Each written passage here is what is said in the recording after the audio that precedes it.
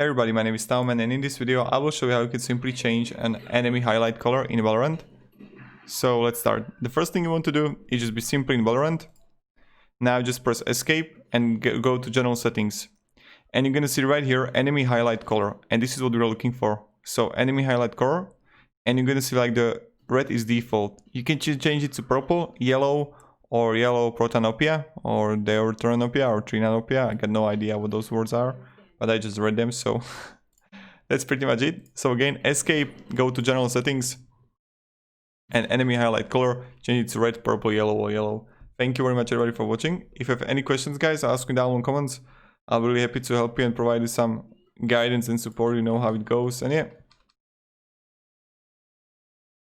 See ya and goodbye.